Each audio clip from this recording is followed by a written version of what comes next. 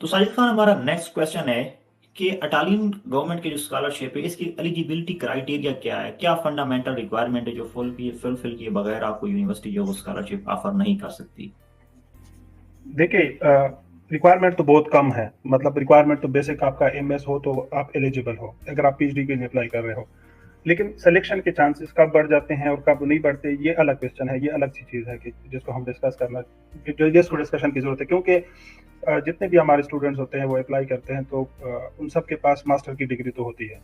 अब उनमें से ज़्यादा चांसेस किन के होते हैं सेलेक्ट होने के, ये क्वेश्चन है और ये जो चीज़ है ये डिस्कशन वाली है। तो मेरे हिसाब से, या जितना मैं स्टूडेंट्स को देख रहा हूँ, जितना मेरा यहाँ पे इंटरेक्शन हो रहा है लोगों से, तो अगर मैं इसको समराइज करूँ तो एलिजिबिलिटी तो सिंपल आपका एमएस हो गया तो ठीक है, आप एलिजिबल है।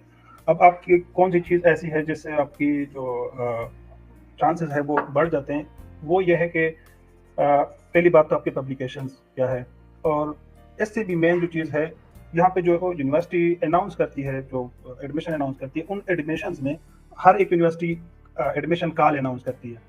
तो आपके 50% चांस तो वहाँ से होते हैं अगर आप उस एडमिशन कॉल को थ्रू आउट रीड करें फ्रॉम ए टू जी और उसको समझे।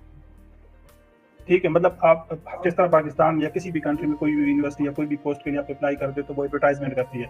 आप उस एडवर्टाइजमेंट के थ्रू आप एनपीएस में जाते हैं, आप पब्लिक सर्विस कमीशन में जाते हैं, उनका फॉर्म फिल करते हैं, उनको उनके साथ डॉक्यूमेंट्स अटैच करते हैं और उनको डिस्पैच करते हैं उसके एड्रेस पे जो उन्होंने दिया होता है या जो तरीकाकार दिया होता है। तो सिमिलरली यहाँ पे भी ऐसे हैं, लेकिन यहाँ पे थोड़ा सा ये है कि यहाँ पे इन्होंने हर एक एडमिशन कॉल में उन्होंने बताया होता है कि हमें सीवी किस फॉर्मेट में चाहिए, उन्होंने फॉर्मेट दिया होता है।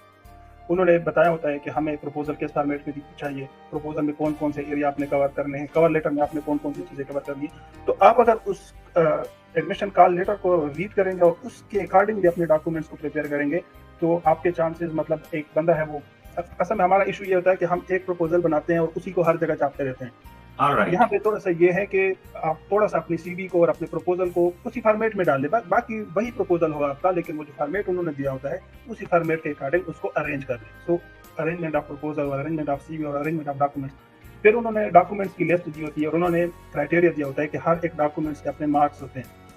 मतलब कि आपके कॉन्फ्रेंस पेपर कोई किया हुआ है, कोई कॉन्फ्रेंस अटेंड किया हुआ है, उसमें आपने ओरल प्रेजेंटेशन दी है या उसमें आपने पोस्टर प्रेजेंट किया है या उसमें आप एज ए लिसनर गए हुए हैं, तो इस अटेंडेंट गए, तो ये डिपेंड करता है। तो उस हिसाब से, या आपने कोई वॉलंटियर काम किया हुआ है, जिस तरह पिछले दिनों, पिछले सालों में कोविड आया हुआ था तो बहुत सारे लोगों ने वॉलंटियर काम किया था, उसमें या सैलाब आया था उसमें वॉलंटियर काम किया था, तो डिस्ट्रिक्ट गवर्नमेंट की तरफ से या किसी और की तरफ से उसको कोई वॉलंटियर सर्टिफिकेट मिला हो तो उसके भी मार्क्स होते हैं। तो यहाँ पे ये गलती ना करना, क्योंकि यहाँ पे एकेडमिक्स के साथ साथ आपके जितने भी एक्स्ट्रा सर्टिफिकेट्स हैं या आपने कोई ऑनलाइन कोर्स किया हुआ है तो उसके मार्क्स होते हैं। अब एक पब्लिकेशन, लेट्स सपोज पब्लिकेशन के 4 मार्क्स है, तो अगर आपके चार चार पब्लिकेशन है तो आपके ये मार्क्स सिक्योर हो गए। सिमिलरली इस तरह अगर आपके पास पब्लिकेशन नहीं है लेकिन बाकी सर्टिफिकेट्स है तो आप ये जो मार्क्स है ये बाकी सर्टिफिकेट से फिल करने की कोशिश करें।